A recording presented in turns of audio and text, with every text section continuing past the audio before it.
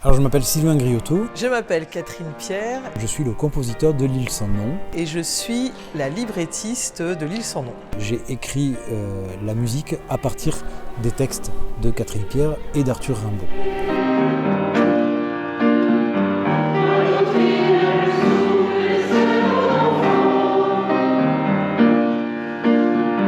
L'Île sans nom, c'est l'histoire d'un groupe d'humains de tous âges, tous genres, toute origine, qui prend un bateau pour partir en quête d'un nouveau territoire, d'une île où il pourrait créer une nation nouvelle, en partant sur des bases plus saines que les organisations humaines qui existent déjà.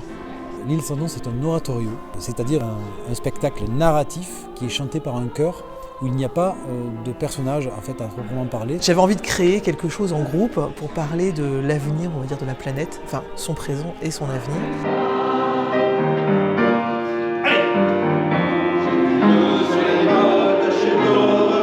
Le fait de s'appuyer sur ce texte en fait, et sur cette histoire donne beaucoup d'idées musicales. En fait. Donc par exemple, représenter la mer, déjà pour un compositeur, c'est déjà très intéressant parce qu'on a une forme d'immensité à mettre en musique et comme on a beaucoup de monde, on a des vagues de sons, des vagues d'éclats de voix en fait, qui représentent l'immensité de la mer.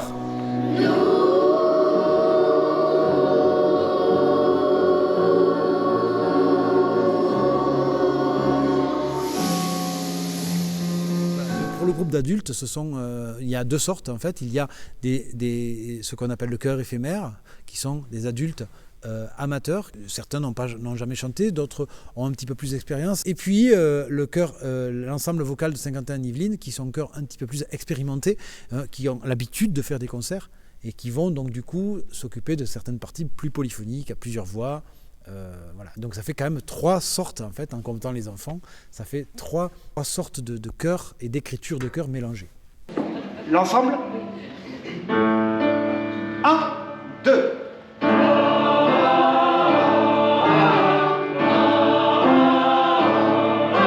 Et je suis très heureuse de participer à ce projet car nous sommes des adultes mais aussi partagés avec des enfants. Et pour moi c'est magique de partager la musique. Nous, on a intégré ce projet grâce en fait au partenariat qu'on a avec le Théâtre de Saint-Quentin. On a accroché avec ce projet-là puisque dans notre population qu'on accueille, on a des résidents qui sont artistes pour certains, d'autres qui sont musiciens, des chanteurs, voilà, et qui ont également été très intéressés par ce projet. Donc c'est une très belle expérience, nouvelle expérience qui est vraiment enrichissante en tout cas et pour nous les encadrants et pour nos résidents. Mais il y a quelque chose, on me dit quand tu chantes, il y a quelque chose. On sent que ça pèse, ça fait quelque chose de médical, quoi.